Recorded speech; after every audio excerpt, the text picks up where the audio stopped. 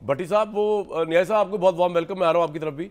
भट्टी साहब, ये तो वो कह रहे हैं कि जनाब दिलों के प्राइम मिनिस्टर वही रहेंगे, किंग मेकर वही रहेंगे। आपको कुछ समझ आई कि इतने बड़े बड़े एड्स दे दिए गए कि नवाज शरीफ प्राइम मिनिस्टर है, बताया गया, मियां जावेद लतीफ साहब आए, दूसरे लोग आए, जो भी आया कि नवाज शरीफ साहब आएंगे तभी मुल्क के मामला ठीक होंगे, मुल्क के हालात ठीक होंगे।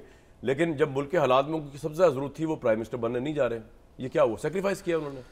पहली बात तो ये है कि एज ए बहसीत ह्यूमन बीइंग नवाज शरीफ साहब के लिए नेक तमन्नाएं, नेक ख्वाहिशात, मुश्किल वक्त है उन पे इस वक्त।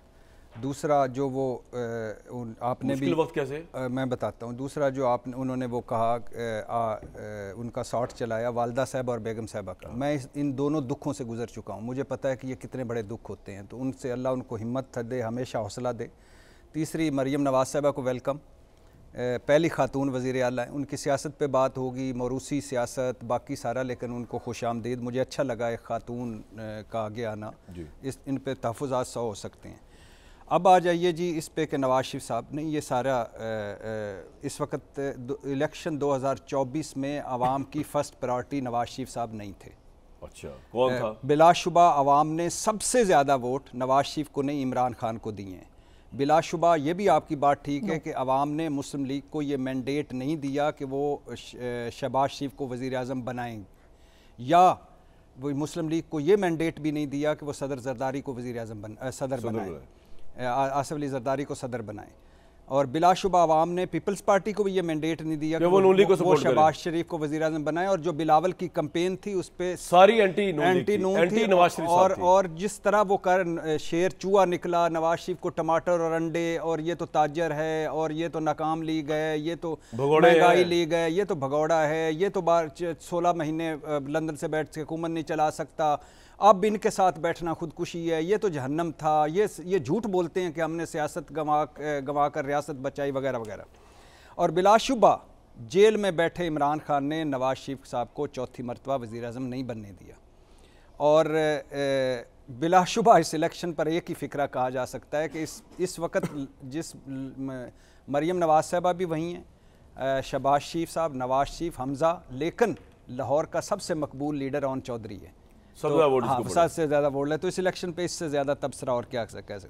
बाकी मुस्लिम लीग दो वजह हैं। मेरी वजह यह है कि ज़ाहिर है वो हार गई मुस्लिम लीग नून, नंबर 1 पे पाकिस्तान तहरीक इंसाफ आई, और जितना पाकिस्तान तहरीक इंसाफ का अगर क्लेम कर रही है, अगर वो भी आ जाती तो ये सिंगल मेजॉरिटी पार्टी होती मरकज़ में।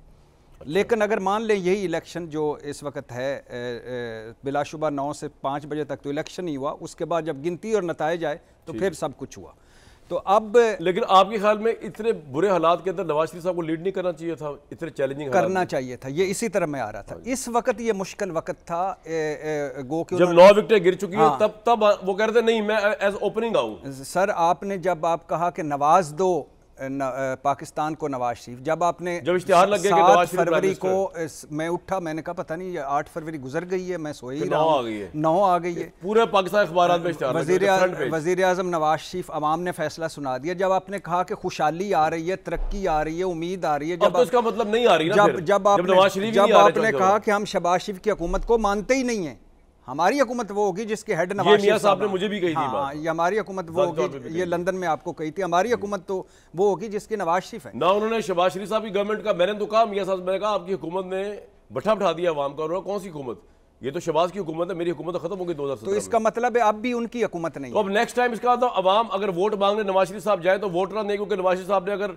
सीटें सही ना हुई तो प्राइम मिनिस्टर नहीं बनेंगे। और ये भी मैं आपको बता दूं कि अगर ये रिजल्ट पता होता तो मुस्लिम लीग नून वाले इतने भी ना निकलते, लेकिन बहरहाल ये उनका अपना मसला। मगर जो पॉइंट जिस पे मैं आ रहा हूँ कि इस वक्त जब वो सेकंड लार्जेस्ट पार्टी थे, इस वक्त जब उनको एक बड़ा तनी हुई रस्सी पे चलना था, इस वक्त जब वो इतनी गारंटियों भरी, रिस्क भरी वापसी हो चुकी थी और इतने रिलीफ मिल चुके थे, और इस वक्त जब इतनी उम्मीदें हाई कर देनी, उन्हें कहना चाहिए था कि भाई मुश्किल वक्त है, मुश्किल तरीन